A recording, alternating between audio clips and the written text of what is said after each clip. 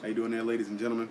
My name is Bruce Jenkins, and I wanted to talk to you this evening about something that's extremely important when it comes to today's society and business and in the social personal life. And this is information technology security. Information technology security is a huge concern for not only the individual, but also pretty much every corporation from clear across the globe as the internet grows, allowing corporations to do business, clean across their borders, and with the push of a button, it becomes increasingly important for us to be able to protect our information um, when handling business, doing business. Let's say, and today in 2019, there are many concerns when it comes to information security that a corporation must focus on, pay attention to, and prepare themselves to focus on and pay attention to. Today we're going to talk about five. As the five top cybersecurity concerns of 2019. Excuse me.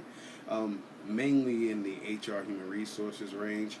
Uh, I chose HR human resources range because I think it's increasingly important for us to be able to protect our internal and external environments when it comes to doing business. And HR has an increasingly large role today when it comes to business internal and doing business internally and externally in corporations. And I believe that they pretty much maintain some of the most secure information when it comes to our clients, our staff, how much money we make, our social security numbers, our medical history. And so I chose to focus on the HR portion of information technology security. As far as the HR portion, I found an article by the gentleman name is David. Please let me know if I'm saying this wrong. Zelinsky. Um, David Zelinsky. And David Zelinsky found the top five issues and concerns of HR in 2019.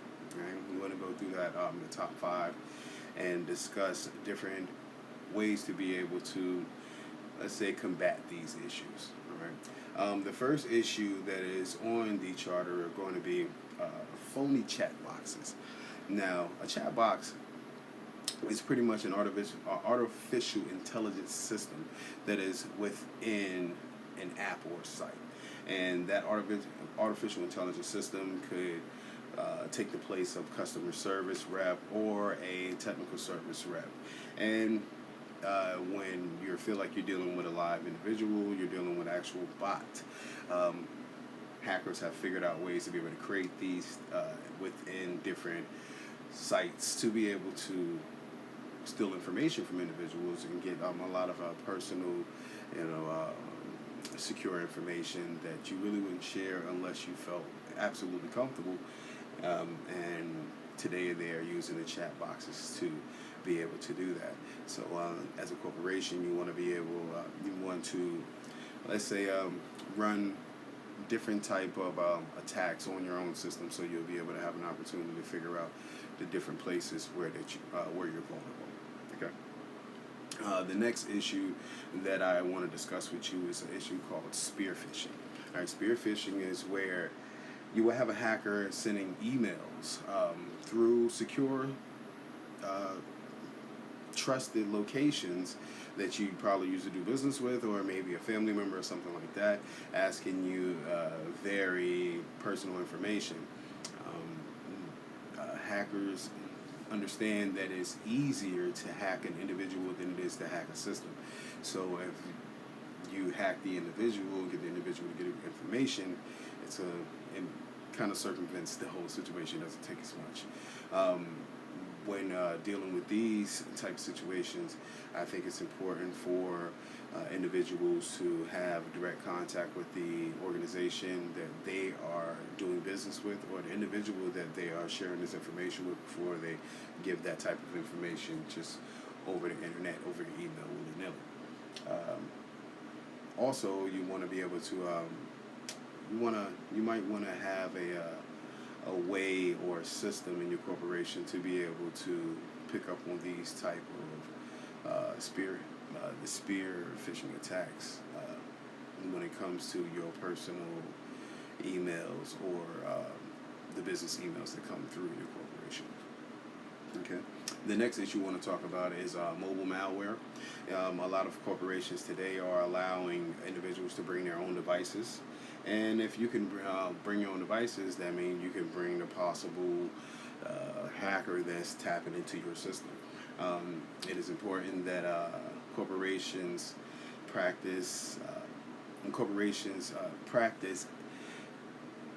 multi-verification or multi-verification authorization systems. Use those to be able to allow the individual that is in the system to use a secondary device to be able to okay or verify their belonging within that system.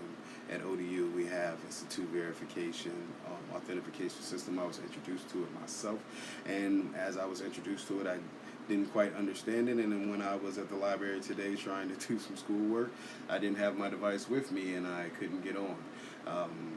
I was a little frustrated, but at the same time, it was created to be able to protect us and be able to protect the system. So, next time you have to bring your secondary device. But that is an important system to be able to help protect the corporation from being able to be attacked. It's very easy sometimes to get through the front line of security, the first line of security, but the second line of security could be a little tougher, and it kind of creates a moment of peace until hackers be able to figure out how to get into that second system. All right. Another issue when it comes to cybersecurity today, our internal risk. The internal risk when it comes to employees making mistakes or possibly leaking information that can hurt or tarnish the corporation. Corporations today, they have pretty sophisticated systems that are kind of slowing down attacks, but attacks are still getting through. Hackers are still finding ways to be able to steal information. So it's important